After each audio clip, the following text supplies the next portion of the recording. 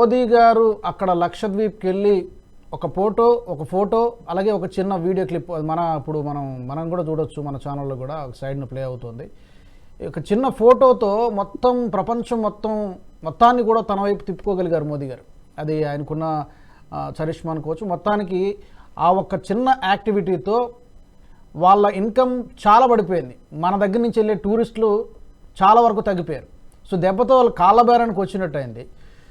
మోదీ గారు ఈ మూవ్తో ఇతర దేశాలకు కూడా ఒక హెచ్చరిక పంపించినట్లయిందా? మాతో పెట్టుకుంటే ఇలాగే ఉంటుందని చెప్పి ఇప్పుడు చైనా పర్యటనలో ఉన్నటువంటి అధ్యక్షుడు ఇప్పుడు మన భారత పర్యటనకు రావడానికి కూడా అడిగాడనే సమాచారం ఇంకా అంగీకరించలేనట్టుగా ఉంది. ఇంకా మన వాళ్ళు ఏం రెస్పాండ్ అవ్వాలా? How do you analyse this? మొదటిగా ప్యానలిస్టులు సురేష్ గారికి, కిషోర్ గారికి నమస్కారం. అలాగే ప్రేక్షకులందరికీ నమస్కారం అండి. ఇక్కడ ముఖ్యంగా మనం చూడాల్సిన విషయం ఏంటంటే, హెచ్చరించడం అనే దానికంటే మన నేషనల్ సెక్యూరిటీకి, మన ఎకనామిక్ ప్రాస్పెరిటీకి మనం ముఖ్యం ఎంత ఇవ్వాల్సిన ఇంపార్టెన్స్ మనం ఇస్తున్నాం అనేది ఇంపార్టెంట్ ఇక్కడ. సో ముఖ్యంగా మోదీ గారి ప్రభుత్వం కంటే ముందు, అంటే మీరు మొరార్జీ దేశాయ్ గారి సమయం, ఆ టైం నుంచి వాజ్పేయి గారు ఫారిన్ మినిస్టర్ ఉన్నప్పటి నుంచి చూసుకుంటే, ఇది వరకు దానికంటే ముందు ఎలా ఉండేదంటే, మేము ఎవరితో ఎలైన్ లేము ఉట్టి అని చెప్పినా సరే, ఎన్ఐఎంలో ఉన్నా సరే మోస్ట్లీ మనం రష్యాతోనే వాళ్ళతో ఎలా ఉంటే అలా ఎలైన్ అయి ఉన్నాం. కానీ మీరు వచ్చినప్పటి నుంచి ఏంటంటే నేబర్హుడ్ ఫస్ట్. వాజ్పేయి గారు ఒక స్టేట్మెంట్ ఇచ్చారు ఏంటంటే, our friends can change but not our neighbours అని ఒక స్టేట్మెంట్ కూడా ఇచ్చారు. సో మనం ఎప్పుడు మన చుట్టుపక్కల ఉన్న నైబర్స్ అందరితో సత్సంబంధాలు కోరుకుంటాం. కానీ ఆ కోరుకునే దాన్ని మన వీక్నెస్ గా తీసుకున్నప్పుడు తిరిగి ఎలా తిప్పి కొట్టాలి అనేది వాజ్పేయి గారు అప్పుడు చెప్పారు, వారు గవర్నమెంట్ ఉన్నప్పుడు, కార్గిల్ యుద్ధం జరిగే టైంలో. అలాగే మోదీ గారు బోల్డ్ అనే విషయాల్లో మనం చూస్తున్నాం. సో ఇంకోటి మనం చూడాల్సింది ఇక్కడ, ఎందుకు ఇంపార్టెంట్ మాల్దీవ్స్. ఈ మాల్దీవ్స్ అనేది ఐలాండ్ చిన్నది అయినప్పటికీ మనకి ఇది హిందూ మహాసముద్రంలో it is called as a toll gate in Indian Ocean. మనకి ఇంపోర్ట్స్ చేసుకున్న 80% ఆఫ్ ఆయిల్ రిజర్వ్స్ వస్తున్న దారి వీటి నుంచే వస్తుంది. సో అలాగే మనం పంపిస్తున్న ఎక్స్టర్నల్ ట్రేడ్ కి 50% అటు సైడ్ ఈ రూట్ లోనే వెళ్తుంది. అందు గురించి మాల్దీవ్స్ చాలా చాలా చాలా ముఖ్యమైనది.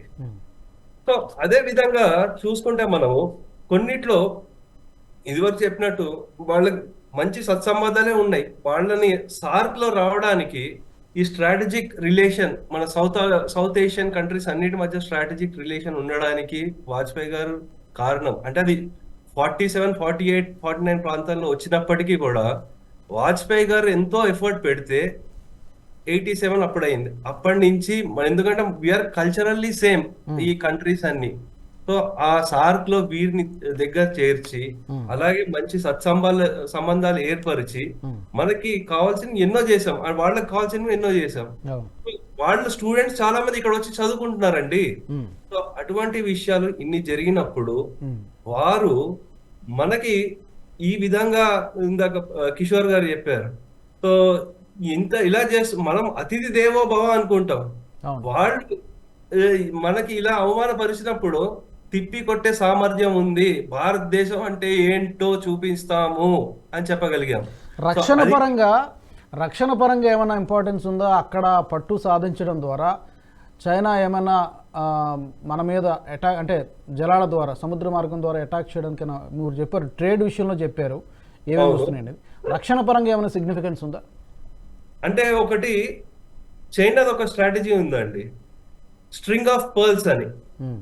ఈ స్ట్రాటజీ ఏంటంటే, ఈ సౌత్ ఏషియాలో ఉన్న కొన్ని చిన్న చిన్న ఐలాండ్స్ వీటిలన్నిటి మీద వీళ్ళు ఏంటంటే పట్టు సాధిద్దాం, ఎక్స్పాన్షనిస్ట్ యాటిట్యూడ్ అంటారు.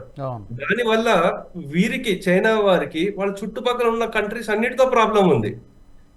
భారతదేశం ఒకటే కాదు, ఫిలిప్పీన్స్ తో కూడా ప్రాబ్లం ఉంది, వియట్నాం తో కూడా ప్రాబ్లం ఉంది.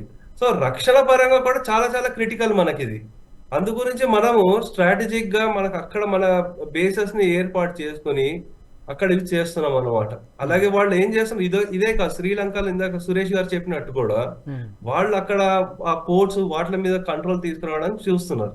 సో అందు గురించి ఇది ఆషామాషి వ్యవహారం కాదు. ఇది ఏదో ఇలా జరిగిపోతే అయిపోయిందని కాదు. ఎకానమీ ఒక స్మాల్ పార్ట్, కానీ డిఫెన్స్ మన సెక్యూరిటీకి చాలా చాలా చాలా క్రిటికల్. అవును, అవును. ఈ వీడియో మీకు నచ్చినట్టయితే లైక్ చేయండి, 10 మందికి షేర్ చేయండి. అలాగే కామెంట్ల రూపంలో మీ అభిప్రాయాలను మాతో పంచుకోండి. Nationalist hub group of channels ను సబ్స్క్రైబ్ చేసుకుని తెలుగునాట జాతీయవాద జర్నలిజాన్ని ప్రోత్సహించండి. ఈ వీడియో కింద ఉన్న బెల్ ఐకాన్ పై క్లిక్ చేయడం మర్చిపోవద్దు.